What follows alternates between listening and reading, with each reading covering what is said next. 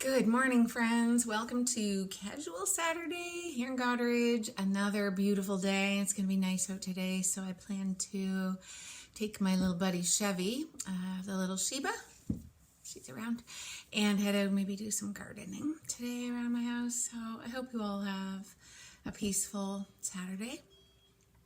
What I'm here to talk about today, we started yesterday, we talked about individual or what an energy shift was.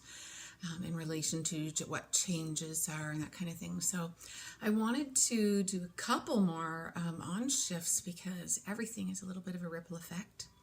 And when we go through and move through an individual energy shift, one way or another, that begins to create what we would call a collective shift. So even if our changes just affect the people within our family, because there are two types. There are small group type collective shifts. So if someone goes through a change in life, at the very least, again, that may affect the people that live under the roof with them and how things are done there. That extends out to groups, everything, bank councils, knitting groups, any kind of group that someone might be in. A shift can be a change there in policy, anything like that. And then there are other global shifts.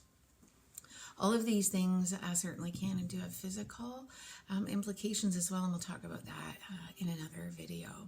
But for right now, I want to talk about your smallest kind of a collective shift when you begin to go through personal shifts and changes in your life. And again, let's say it straight up. It usually equates to some form of boundary setting, some form of selfness that's beginning to be practiced. Waking up always begins with us starting to become aware of the universe within and the validity of it and the need for us to be as valuable to ourselves as everyone else is. So the shifts then, once we go through an individual shift, we might go from rushing home from work so our teen can have our car and so we can get dinner done for everybody, to a text saying the car's not there, mommy's getting a facial, you're on your own for dinner. So these scenarios can go anywhere, into your workspace, into your family, and here's what they are generally met with. Here's the 3 levels of resistance that you may get to your individual shifts. So the first one is fear. Fear is generally a natural human response to any change which might lead to shifts. And we experience fear even if they're good changes, even if we're going into a job that we're excited about, even if we're starting into actually a new relationship or something positive. There's still fear, because if we aren't fearful about something here that's negative, then there's fear that it's not going to work out the way we've set that agenda in our mind with the universe. So anyway, fear is big. And when someone's way of life starts to be changed or begins shifting because you've made decisions in your own highest good, that fear kind of sets in first. And this is a lot of the fear I've heard of is, partners or family members saying to people, oh, you're going for that Reiki with that lady down on West Street that sees the dead people. Yeah, how's that going? There's fear around that.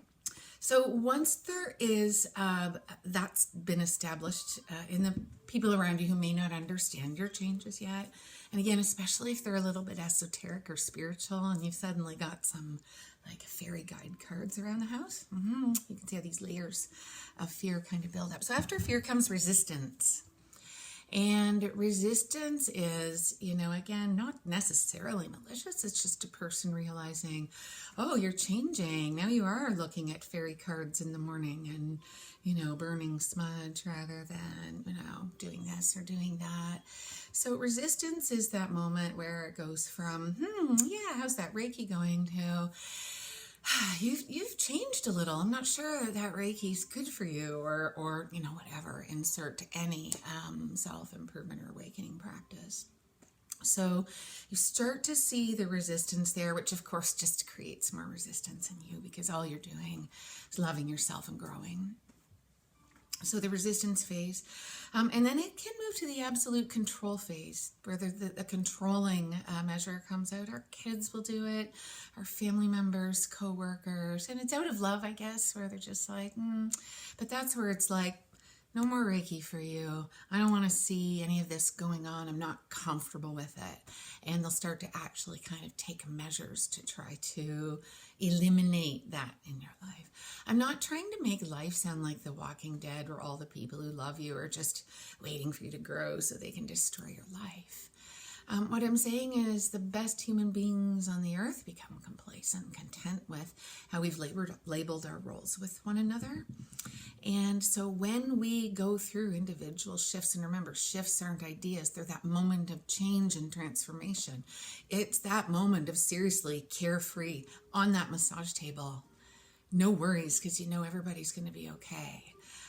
But you are there in that space. Yes, it takes time for people to just, when you change things up on your spiritual path. So I wanted to bring that to your attention, that people love you and they just may not understand.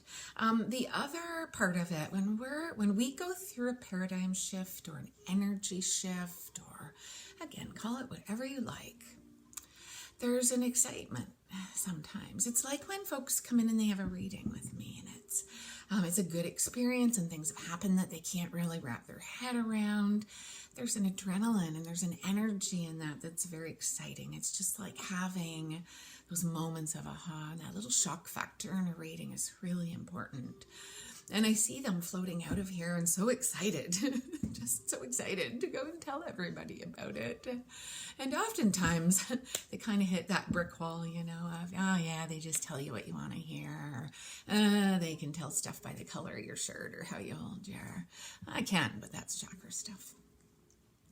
So that's the other thing about your awakenings and your individual energy shifts, is that others may be gracious and listen. There will be others that have moved through the same thing that can resonate with you, commiserate with you if you're going through some, again, of what we'll talk about in the next one, which is more of the physical and emotional and psycho-spiritual results of individual shifts.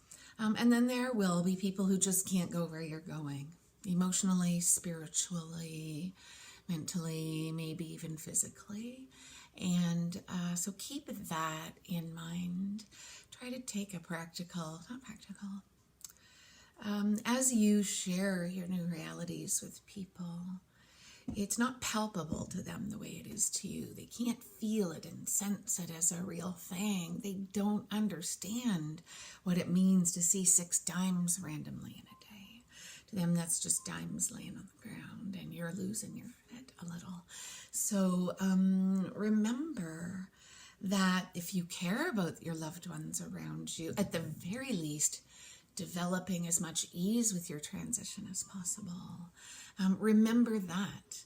Be excited and understand this neat rabbit hole is there. And once you go in, you're in. At the same time, know that they may not be in it yet, and they love you. And I didn't hit that facial table overnight.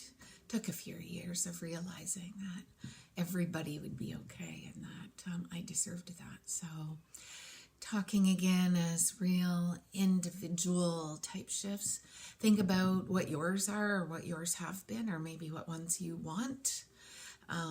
Tiny little boundaries and realizations and concepts. Keep observing.